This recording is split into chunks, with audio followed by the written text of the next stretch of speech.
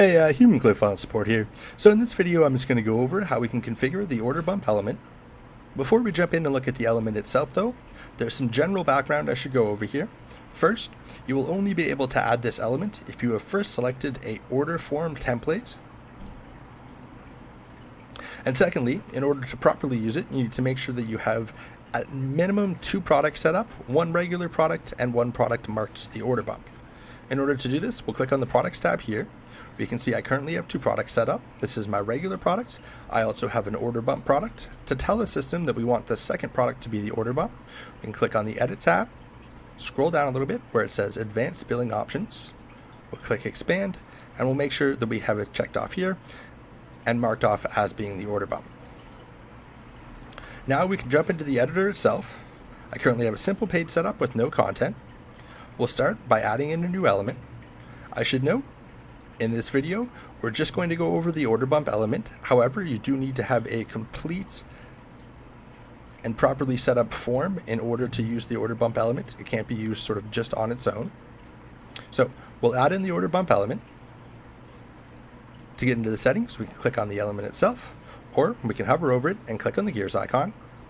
Here, there's a number of things we can adjust, starting with the top margin. We can adjust the bump headline, which is the text that will appear at the very top. We can adjust the OTO headline, which is the second piece of text in red that we'll see.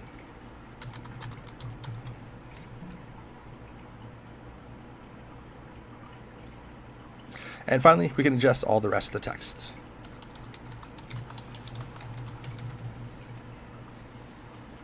Going down from there, we can set a font family.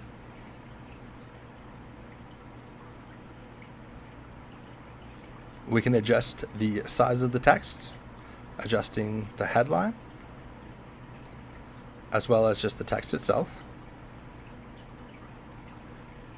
We can choose a headline color.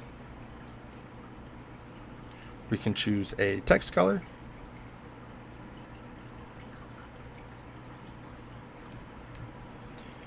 We can also adjust the headline background, as well as the background for the rest of the element.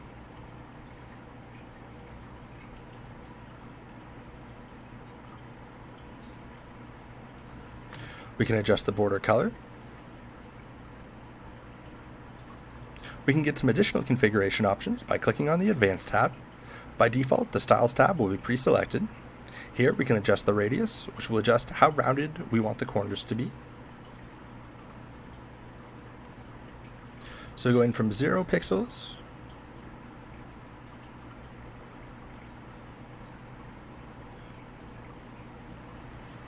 to 25 in that example, and we can go all the way up to 150 pixels.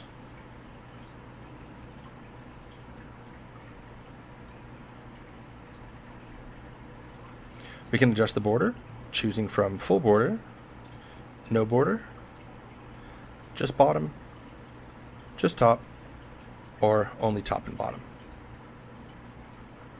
We can also add a shadow from 5 to 40%. If we add a drop shadow, it'll appear outside of the element. And if we add an inner shadow, it'll appear inside the border of the element. Finally, we can click on the animation tab here and set up a time delay, choosing from fade in or fade in with scale. If I set this to 1 minute and 30 seconds, for example, the order bump element will not appear on the page until 1 minute and 30 seconds after the page has been loaded. We can also set up an animation, choosing from on-page load or on-page scroll. On-page load will take effect as soon as the page is loaded.